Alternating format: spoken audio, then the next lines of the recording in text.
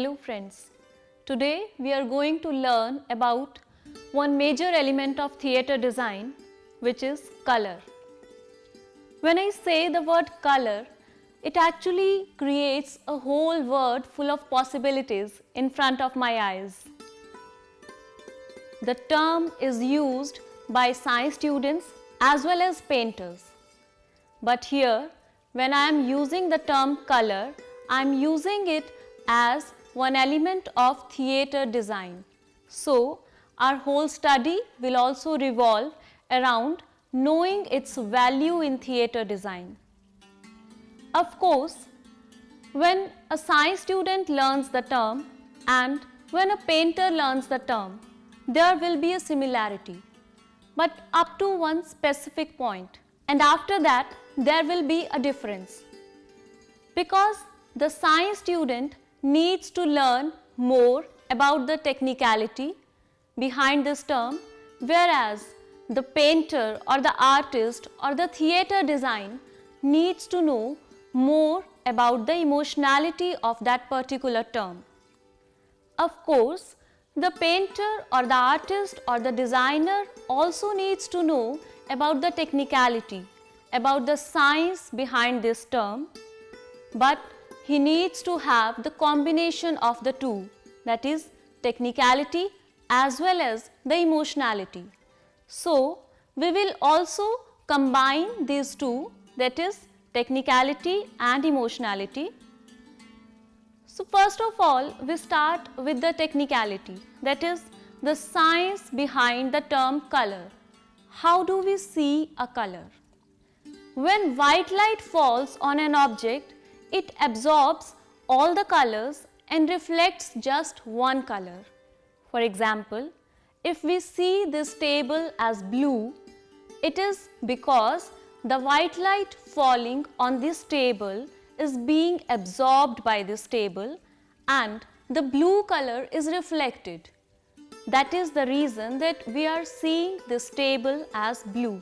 For example, if on the same table green light is given, then all the colors of the light will be absorbed and it will reflect none of the colors and we will see the table as black.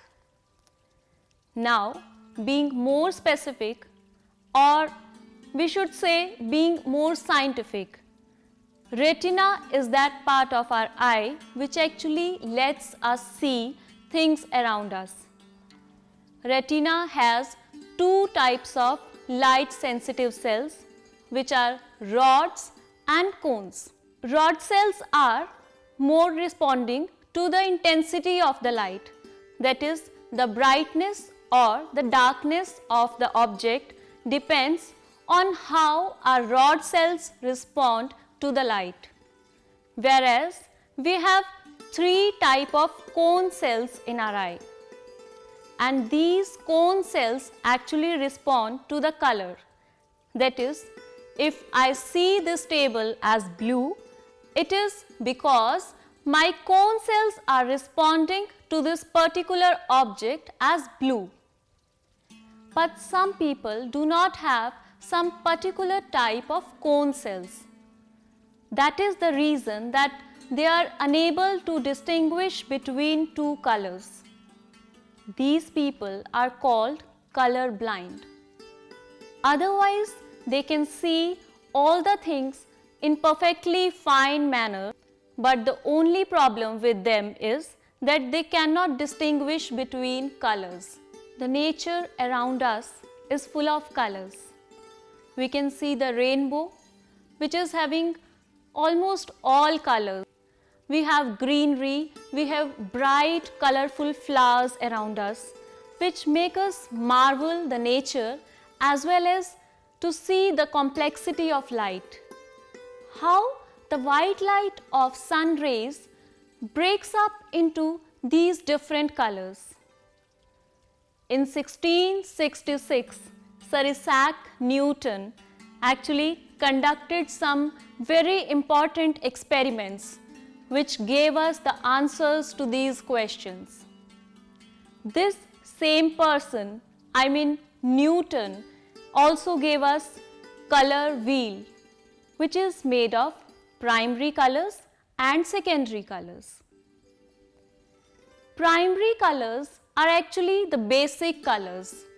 These are the colors which, when mixed together, make a wide range of colors. Usually, these are three because vision of human eye is also trichromatic. So, the three primary colors used are red, blue and green, which are used also for the light purpose. But for pairing pigments, dyes, etc., the colors used are cyan, magenta and yellow. The CMYK model, which you have heard while printing, while using Corel Draw, where K stands for black. But usually for artists, especially painters, the three primary colors used are red, yellow and blue. Then we come to secondary colors. These are the colors which are made by pairing the two primary colors together. For example, when red and yellow is mixed, it makes an orange. So, orange is one secondary color which is made by combining two primary colors which are red and yellow. Then we come to tertiary colors. These are the colors which are made by combining two secondary colors, or the other way of making a tertiary color is by combining two complementary colors. Unlike primary colors or secondary colors, these tertiary colors do not have specific names. However, there are some like brown and grey are some typical colors. Other than that, there are vermilion, indigo, amber. These are also tertiary colors. Then there are achromatic colors. The dictionary meaning of achromatic is lack of color or near to neutral. So, as the name suggests, the achromatic colors are those colors which actually lack the chromatic content or which are near to neutral. As I am wearing this achromatic color which is near to neutral. The pure achromatic colors are black, white or all type of greys, pastels or the darker colors. Neutrals or the achromatic colors can be obtained by combining black or white to the pure colors. Other way is to combine two complementary colors together. That is also a way through which we can have one achromatic color. Usually black and white are two colors which can be paired with any other color. Whenever we talk about combining two colors, there are two terms which are used. One is shade and other is tint. Whenever we mix black color into some other color, it darkens that color, which is called its shade. For example, maroon is a shade of red because when we combine red with black, it produces a maroon. Then the other term is tint. Whenever we combine white with some color, it produces a lighter color which is called its tint. For example, pink is the tint of red.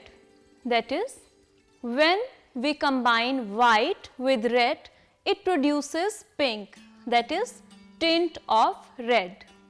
Usually we distinguish colors as warm colors and cool colors. There are two attributes which actually make this distinction. First is temperature and other is emotionality, which we talked about earlier.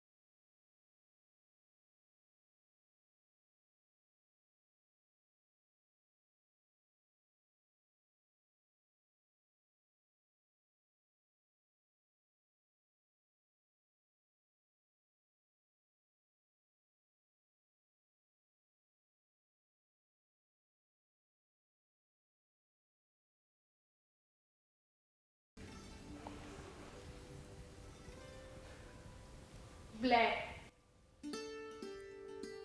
And what was your emotion, Kuldeep? Anger. And what was your emotion, Devinder? Happiness. I think we do not need to explain much about the emotionality of the color. You can see yourself that how the emotion changed the choice of the color. Many theorists and philosophers give some connotative meanings to the different colors. These meanings depend on the cultural background, on the history of the theorist, and also the region about which we are talking. But these meanings are just given to give a kick to the thought of the student. Otherwise, we can always have some new different meanings. Especially, it is the task of the designer to give some new different meanings to the earlier ones.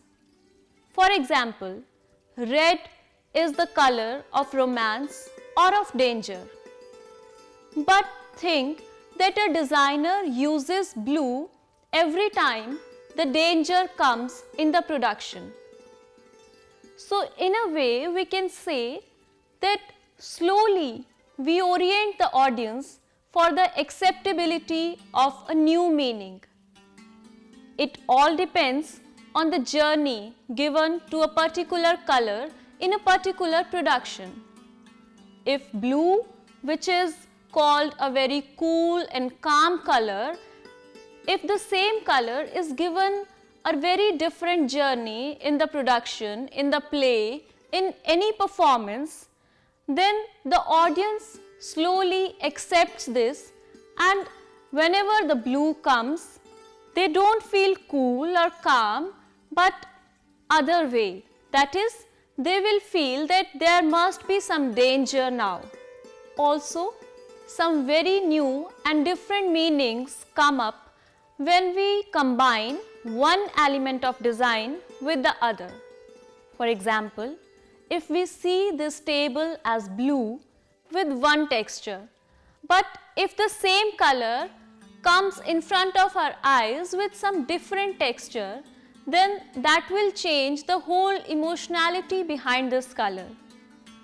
The other example may be, you can see the blue sky, blue sea, but a blue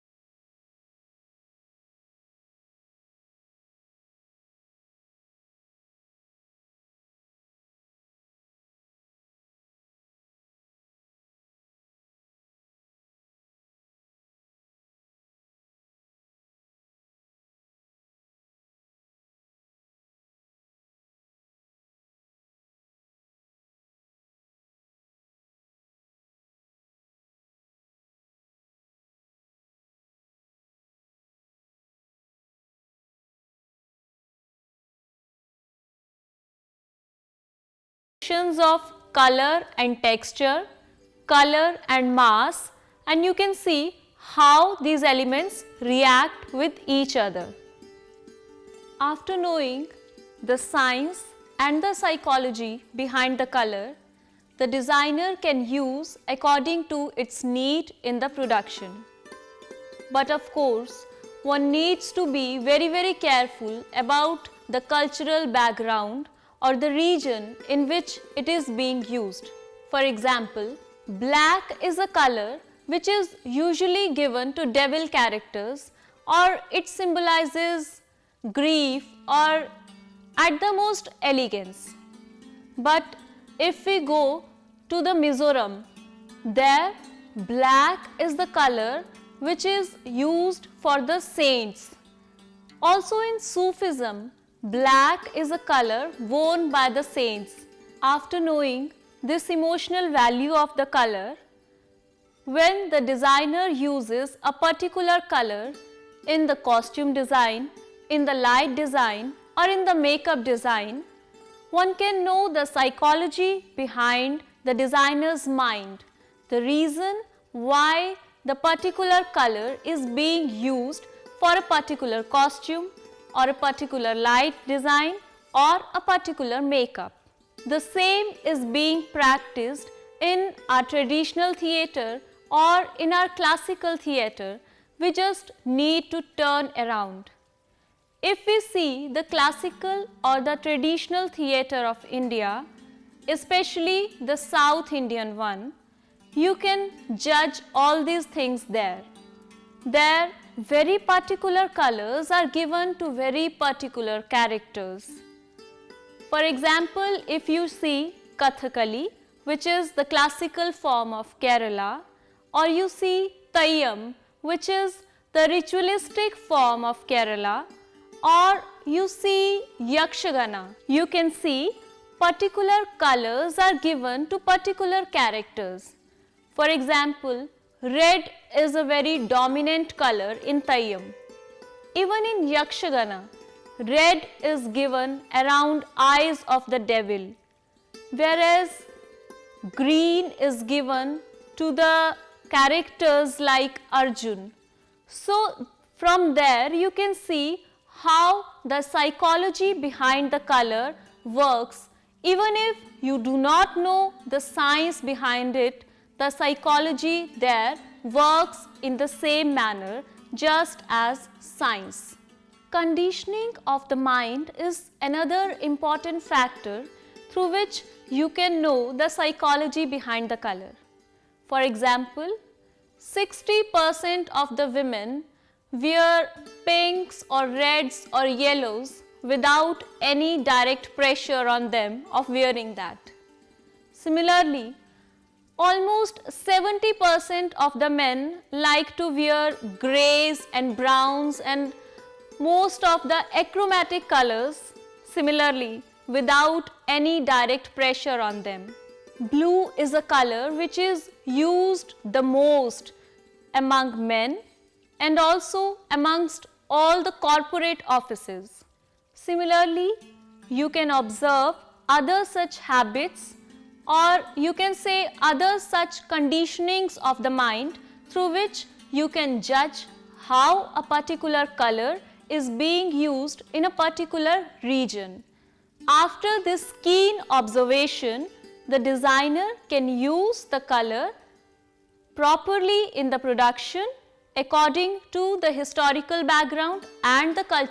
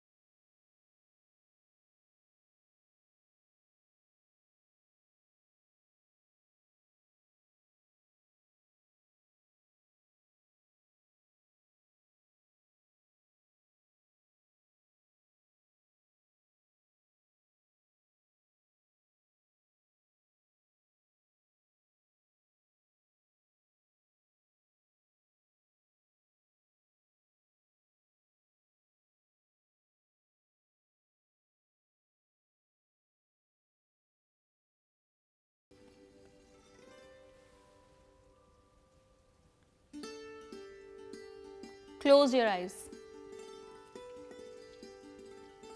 Now Kuldeep, tell me one color which fascinated you the most.